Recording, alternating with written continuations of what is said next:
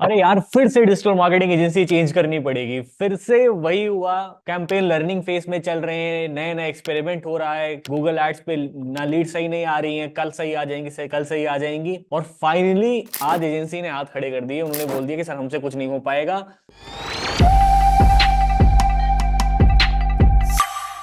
अभी 2-3 महीने और चाहिए हमें, मतलब 2-4 लाख रुपए बर्न हो चुके हैं और अभी 5-6 लाख रुपए और उनको बर्न करने हैं। तब उनको समझ में आएगा कि क्या चीजें वर्क कर रही हैं। सारे गूगल एड अकाउंट के एक्सेस उन्हीं के पास है, फेसबुक एड अकाउंट के एक्सेस उन्हीं के पास है। अगर यार ऐसे ही चलता रहा तो 100% ना बिजनेस शट डाउन हो जाएगा 3-4 महीने में। और डिजिटल मार्केटिंग एजेंसीज के चक्कर में ऑलरेडी 8-10 लाख का नुकसान हो चुका है। वेट, एजेंसीज के नाम पे बहुत बड़ा स्कैम हो रहा है मार्केट में। मैं पिछले 7 सालों से अराउंड 200-300 बिजनेस के साथ काम कर चुका हूं, और उसमें से अराउंड 70% के आसपास ऐसे बिजनेस होते हैं जिन्होंने लाखों रुपए बर्न कर दिए हैं किसी ना किसी एजेंसी या फ्रीलांसर के साथ में। कुछ की हालत तो यहां तक आ गई कि उनको अपना बिजनेस बंद करना पड़ेगा, क्योंकि उनके पास अब फंड्स ही नहीं बचे हैं ऑपरेट करने के लिए। नहीं तो फिर से वही गलती रिपीट करोगे जो मेरे 70% क्लाइंट ने करी है और तुमने 3-4 एजेंसीज के साथ कर रखी है पहले। 3 ऐसे रेड फ्लैग बताने वाला हूं जो एक मार्केटिंग एजेंसी में अगर तुमने आइडेंटिफाई कर लिए तो वहीं से भाग जाओ, उसको हायर नहीं करना है। और तुम्हारे साथ स्कैम होता ही क्यों है मैं वो भी बताने वाला हूं, उसके पीछे रीजन कि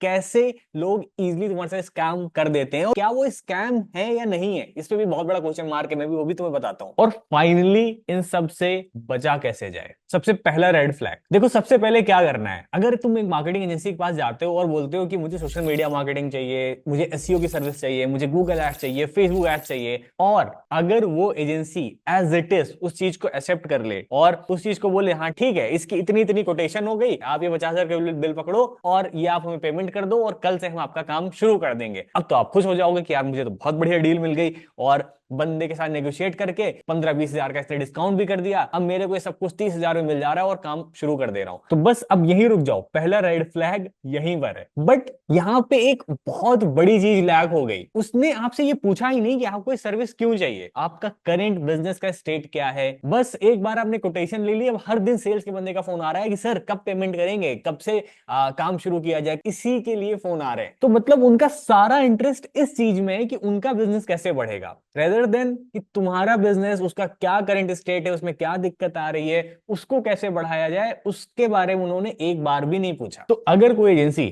आपसे क्रॉस क्वेश्चन नहीं कर रही है कि आपको सोशल मीडिया मार्केटिंग चाहिए, क्यों चाहिए, अगर वो क्रॉस क्वेश्चनिंग नहीं कर रहे, एनालाइज नहीं कर रहे, समझ लो उसका इंटरेस्ट तुम्हारे बिजनेस में तो बिल्कुल भी नहीं है। तो ये बहुत बड़ा रेड फ्लैग है। मेरी बात को ध्यान से सुनते जाओ, कोई भी नहीं बताने वाला है अभी बाकी के जो 2 रेड फ्लैग्स बता रहा हूं, और ये स्कैम क्यों होता है आपके साथ वो भी मैं बताने वाला हूं। तो इस पॉइंट पे होना क्या चाहिए, देखो जब आप किसी एजेंसी के पास जा रहे हो तो उस एजेंसी को प्रॉपर ना कंसल्ट करना चाहिए। यहाँ पे कंसल्टिंग का पार्ट आता है कि अगर आपको एसईओ चाहिए तो उस एजेंसी को प्रॉपर समझना चाहिए कि आपके पास कितने फंड्स हैं, कितना मार्केटिंग पे आप पैसा इन्वेस्ट कर रहे हो, उसमें से कितना पैसा परफॉर्मेंस मार्केटिंग पे करना चाहिए, कितना ऑर्गेनिक मार्केटिंग पे करना चाहिए, आपके बिजनेस को अभी क्या जरूरत है। ऐसा तो नहीं आपके पास लिमिटेड फंड्स हैं और उसमें से भी आप 60% पैसा, 70% पैसा सोशल मीडिया मार्केटिंग एसईओ जैसी सर्विस पे लगा दो, जहां से रिस्पॉन्स ही 5-6 महीने बाद आएगा। क्योंकि इस पॉइंट पर उस एजेंसी को ये सजेस्ट करना चाहिए कि भाई इस पॉइंट पे ना आप परफॉर्मेंस मार्केटिंग करिए, आप लीड जनरेट करिए, आप सेल्स पे फोकस करिए,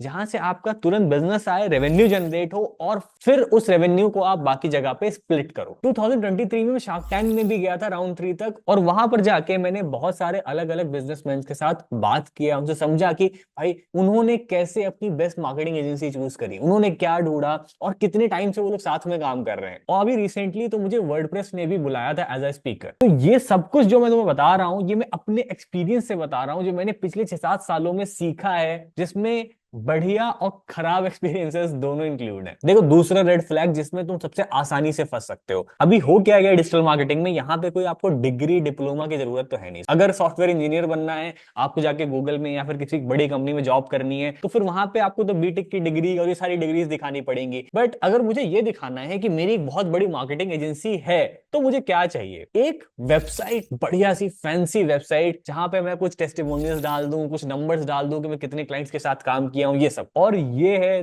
दूसरा रेड फ्लैग। बहुत सारे लोग जा रहे हैं यूट्यूब पे सीख रहे हैं, कोई कहीं से कोर्स कर रहा है, कोई फ्री कोर्स कर रहा है, कोई पेड कोर्स कर रहा है, और कोर्स करने के जस्ट बाद ही वो अपनी एक वेबसाइट बनाते हैं, ठीक है, और खुद को बताते हैं वो एक डिजिटल मार्केटिंग एजेंसी है, और क्लाइंट ढूंढने लग जाते हैं। क्लाइंट आता है, क्लाइंट से बात करते हैं, और वहां पे ऐसा रिप्रेजेंटेशन होता है कि भाई वो तो एक बहुत बड़ी मार्केटिंग एजेंसी है। तो बहुत सारे लोगों के पास भले ही वर्क पोर्टफोलियो ना हो, उन्होंने काम ना किया हो, बट उनकी कम्युनिकेशन स्किल्स जबरदस्त होती है, वो इंग्लिश बहुत अच्छी बोलते हैं, और वो इतनी प्रोफेशनल तरीके से आपसे बात करेंगे, आपको लगेगा यार यही बंदा तो है, इसी को तो मैं ढूंढ रहा था, और अब मुझको ये मिल गया है, तो इसके साथ ना तो अब हम लोग लाखों करोड़ों रुपए कमा लेंगे। बट यहीं भी आप फंस जाते हो। जितने भी फ्रेशर्स हैं या फ्रीलांसर्स हैं, वो गलत कर रहे हैं, बिल्कुल नहीं। वो सीख रहे हैं, सीखने की कोशिश कर रहे हैं, बट यहाँ पर एक ना बहुत बड़ा स्कैम होता है। जब मैंने शुरू किया था तो मैं भी क्लाइंट्स को अप्रोच करता था, बट मैं क्लियर कट बताता था कि हाँ अभी मैं कितने लोग साथ काम कर रहा हूँ, मेरा बहुत छोटा सा काम है, जस्ट अभी हमने शुरू किया है, या सिर्फ मैंने एक दो क्लाइंट्स के साथ काम किया है। उस पॉइंट पे मैं क्लाइंट से कम चार्ज करता था, और उसको एग्जैक्ट पता रहता था कि मेरी एजेंसी है तो उसमें कितने लोग हैं, कितने लोग रिमोटली काम कर रहे हैं, कितने टाइम से काम किया है। अगर मैंने एक साल में 2 क्लाइंट्स के साथ काम किया था, तो मैंने उसको यही बताया कि भाई एक साल में मैंने 2-3 क्लाइंट्स के साथ काम कर रखा है, और मैंने इतने इतने का रेवेन्यू जनरेट किया, ताकि उसकी एक्सपेक्टेशन मेरे से बिल्कुल क्लियर हो। अब यहाँ पे क्या हो रहा है, आप एक फ्रेशर को, अब वो फ्रेशर एक फ्रीलांसर भी हो सकता है, एक एजेंसी ओनर भी हो सकता है, और वो खुद को रिप्रेजेंट कर रहा है कि वो बहुत बड़ी मार्केटिंग एजेंसी है, आप उसको हायर कर लेते हो, और अब शुरू होता है असली तांडव। वो आपके पैसे पे पूरा एक्सपेरिमेंट करता है, मतलब जितना भी उसने कोर्स में पढ़ा है, यूट्यूब पे देखा है, जो अलग अलग उसने नॉलेज ले रखी है, अब वो सारा एक्सपेरिमेंट करता है आपके पैसों पे। और तीसरा रेड फ्लैग जो ऑलमोस्ट सबके साथ होता है, एड बजट उठा के आप एजेंसी को दे देते हो। बहुत सारे क्लाइंट्स क्या करते हैं, उन्होंने पास्ट में क्या किया, 1-1.5 लाख रुपए उठा के एजेंसी को दे दिया। मैं उनसे पूछता हूं आपने एड्स पे कितना पैसा लगाया, एजेंसी को कितना पे किया, उन्हें कुछ नहीं पता। वो ये कहते हैं भाई हम तो एजेंसी को ना 1.5 लाख रुपए देते थे, उसमें से कुछ पैसे वो रख लेते थे, कुछ एड्स पे लगा देते थे, बट कितना क्या नंबर है कुछ नहीं पता, ना उनके पास एड अकाउंट है, ना उनके पास कोई बिलिंग है, कुछ नहीं है। और यहीं पर तुम्हारे बिजनेस का डाउनफॉल होना शुरू हो जाता है, जो कि तुम्हारे साथ हुआ है, क्योंकि तुमने स्टार्टिंग में बिल्कुल भी ये नहीं क्लियर किया कि आपकी फीस कितनी है और कितना पैसा आप एड्स पे लगाने वाले हो। दूसरी चीज, जो गूगल एड अकाउंट है, जो फेसबुक एड अकाउंट है, ये तुम्हारे एसेट्स हैं। मतलब ये ऐसा नहीं कि हर दिन तुम नए क्रिएट करोगे, इसमें जितना ज्यादा डेटा आएगा तुम्हारा बिजनेस उतना ही इंप्रूव करेगा, और ये सारे एसेट्स तो तुम्हें स्टार्टिंग से एक्सेस लेकर रखने चाहिए थे, और यही गलती बहुत सारे बिजनेसमैन करते हैं। अभी पॉइंट आता है कि स्कैम होता ही क्यों है तुम्हारे साथ, और क्यों हुआ है पास्ट में, और इससे बचना कैसे है, कैसे आइडेंटिफाई करना है कि यार ये सही बंदा है, सही एजेंसी है, इसके साथ काम करना चाहिए। क्योंकि स्कैम की वजह से क्या हो रहा है, जो अच्छी एजेंसी है, जो बढ़िया काम कर रहे हैं, उन पर भी इफेक्ट पड़ रहा है। देखो ये स्कैम होते हैं आपके कॉग्निटिव बायस की वजह से, और इसी का फायदा उठाते हैं लोग। जब हम बढ़िया रिव्यूज, टेस्टिमोनियल्स, वीडियो टेस्टिमोनियल्स, हम वर्क पोर्टफोलियो ये सब देखते हैं ना, तो हमें भरोसा हो जाता है कि यार ये बंदा तो पक्का काम कर लेगा। हम ये क्वेश्चन करने की कोशिश नहीं करते हैं कि क्या ये जो भी इंफॉर्मेशन मैं देख रहा हूं ये सही है, ये मैनिपुलेटेड तो नहीं है। क्योंकि किसी भी एजेंसी की वेबसाइट पे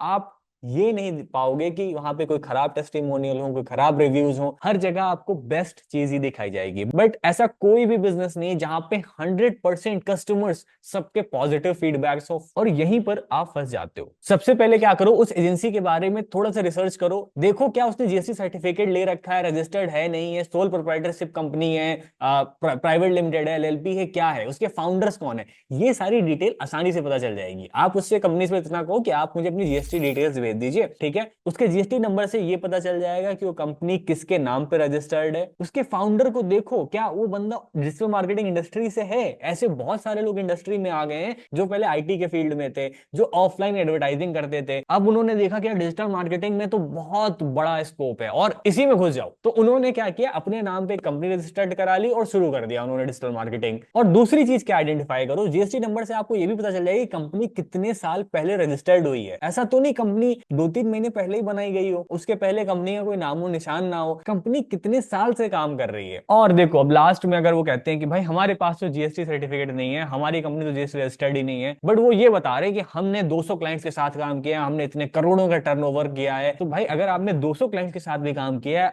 आपने अगर एक क्लाइंट से 40-50 हजार रुपए भी चार्ज किए हैं, इतने सालों से काम कर रहे हो, तो आपका रेवेन्यू तो 20-25-30 लाख या 40 लाख के ऊपर जा चुका होगा। बट ये तो रूल्स और रेगुलेशंस के हिसाब से ही है कि 20 लाख या 20 लाख से कम अगर बिजनेस आप कर रहे हो तो बिना जीएसटी के कर सकते हो, बट अगर उसके ऊपर आप बिजनेस कर रहे हो और आप खुद बता रहे हो कि मैंने इतने क्लाइंट्स के साथ काम किया, तो अगर आपको जीएसटी लेनी चाहिए थी। तो यहाँ पे तो बहुत बड़ा क्वेश्चन मार्क आ रहा है ना, आइदर आपने काम किया नहीं है, और अगर आपने काम किया है तो क्यों नहीं लिया। तो ये सब छोटी छोटी चीजें होती हैं जो आपको आइडेंटिफाई करनी चाहिए। अभी टेस्टिमोनियल देख लेते हो, वीडियो टेस्टिमोनियल देख लेते हो, देख के खुश हो जाते हो, सब कुछ पूछते हो, बताओ कितनी लीड आई, कितना सीपीएल आया, कितने कस्टमर्स कन्वर्ट हो गए, सब कुछ बताओ। मतलब क्या करोगे आप इसको जान के? अगर उसने 10 बिजनेस के बारे में दिखा दिया, प्रूफ कर दिया कि हाँ देखो इस पे इतना इतना पैसा खर्च किया, इतने कस्टमर आए, इतने लाख का बिजनेस हो गया, बट उससे क्या होगा? आपका बिजनेस क्या वही सेम बिजनेस है? कि आपकी सर्विसेज, आपके प्रोडक्ट्स, आपकी सेल्स टीम एकदम सेम वैसे ही है? नहीं है ना, उससे कुछ भी नहीं प्रूव होने वाला है। मुझे पता है आपको ये समझना है कि एजेंसी ट्रस्टेबल है या नहीं है, तो उसके लिए बहुत आसान है, उसके कुछ क्लाइंट्स के नंबर ले लो, आप उससे खुद मांग लो, या फिर उसने अपनी वेबसाइट पे बड़ा बड़ा लिख रखा होगा अपने क्लाइंट्स के बारे में कि हमारे क्लाइंट ये हैं, ये हैं, ये हैं, तो जाके इंटरनेट पे सर्च करो, आसानी से आपको उनके बिजनेस ओनर्स के नंबर मिल जाएंगे, लिंक्डइन पे आपको उनके फाउंडर्स मिल जाएंगे, रीच आउट करो। अरे जहां पे आप एजेंसी को 50-60 हजार रुपए, लाख रुपए दे रहे हो, तो कम से कम हफ्ते 15 दिन तो रिसर्च कर लो ना। तो बहुत आसान है, उसके क्लाइंट से बात करो, 10 क्लाइंट 5 क्लाइंट से बात कर लो कि हाँ आप कितने सालों से काम कर रहे हो, उसमें तो 2-4 क्लाइंट ऐसे मिल जाएंगे आपको पक्का जिन्होंने उसके साथ काम करना बंद कर दिया है। तो पूछो कि क्या दिक्कत आई आपको, क्या प्रॉब्लम आई। ठीक है, हमारे भी ऐसे बहुत सारे क्लाइंट्स हैं जिन्होंने, जो हमारे साथ अभी काम नहीं कर रहे हैं, बट मैं सही बताऊं हमारे साथ जितने भी क्लाइंट हैं जो काम नहीं भी कर रहे हैं, वो हमें अभी भी आगे रेफर करते हैं। रीजन समझो ना कि क्लाइंट अगर नहीं बिजनेस कर रहा है क्यों नहीं कर रहा है। तीसरी इंपॉर्टेंट चीज, उसके फाउंडर के बारे में समझो, उसका टीम लीडर कौन है, क्योंकि जो बंदा सबसे ऊपर है वहीं से समझ लो पूरी टीम चलती है। क्या वो डिजिटल मार्केटिंग में एक्सपर्ट है या नहीं है, पर्सनली उन्होंने कितने साल डिजिटल मार्केटिंग में दिए, खुद उन्होंने कितने लाखों करोड़ों कैंपेन चलाए। टीम को छोड़ दो, जिस दिन टीम हाथ खड़े कर देगी उस दिन कौन रिस्पॉन्सिबिलिटी लेगा। एंड लास्ट सबसे इंपॉर्टेंट चीज, और अगर आपने ये क्वेश्चन पूछ लिया तो 90% लोग इसका गोलमोल जवाब देने वाले हैं। आप उनसे ये पूछो कि आप लोग डेली अपडेटेड रहने के लिए, क्योंकि डिजिटल मार्केटिंग तो बहुत फास्ट है, बहुत तेजी से बदलती है, कोई स्ट्रेटजी उनको दिखा रहे हैं कि देखो ये मैंने स्ट्रेटजी लगाई थी इस बिजनेस पे और ये बहुत बढ़िया काम कर गई, तो जरूरी नहीं है अभी वो स्ट्रेटजी काम करेगी, हो सकता है अभी बदल गई वो चीजें। तो उनसे ये पूछो कि ठीक है, टाइम टू टाइम अपडेटेड रहने के लिए, नई नई स्ट्रेटजीज निकालने के लिए, नए नए टूल्स निकालने के लिए आप लोग क्या करते हो। हम कैसे अश्योर करें कि एज अ मार्केटिंग एजेंसी आप हमारे बिजनेस के लिए नई नई टेक्नोलॉजीज, नई नई चीजों को यूज करेंगे, रादर देन वो ट्रेडिशनल जो 5-6 सालों से हो रहा है। और यहीं पर 90%, अगर आप एक रियल बिजनेसमैन हो, असली आपने धंधा मैनेज किया है, आप उसकी आंखों में देख के समझ जाएंगे कि ना वो बातें घुमा रहा है। अरे नहीं, हम तो वीडियोस देखते हैं, हम ब्लॉग देखते हैं, हम अपनी टीम को कोर्सेस कराते हैं, ये कराते हैं। आई होप ये वीडियो सारे बिजनेस ओनर्स के लिए बहुत हेल्पफुल रही होगी, क्योंकि मेरे पास जब कोई भी क्लाइंट आता है और वो बोलता है कि यार उसका इतना लॉस हो चुका है, तो एज अ बिजनेस ओनर मुझे पता है कि कितने पैसे लग जाते हैं, कितने पैसे वेस्ट हो जाते हैं एक मार्केटिंग में, और उसका फायदा ऐसे लोग उठाते हैं जिनके पास कुछ भी एक्सपीरियंस नहीं है। मैं पर्सनली चाहता हूं जितने भी बिजनेस ओनर्स हैं, क्योंकि मेरे पास जब कोई भी क्लाइंट आता है, भले ही मेरे साथ काम करे ना करे, मैं उसको ना वो चीज कंसल्ट करता हूं जो उसके बिजनेस के लिए रिक्वायर्ड है। मुझको फालतू चीजें बेचनी ही नहीं है कभी। तो जेन्युइनली मैं चाहता हूं जितने भी बिजनेस ओनर्स हैं, हर कोई अच्छा प्रॉफिट करे, ग्रो करे, और पूरी इकोनॉमी इन होल ग्रो करे। अगर आपको वीडियो पसंद आई है, चैनल पे आप पहली बार आए हो, I just want one thing from your side, just click on the button below and subscribe now.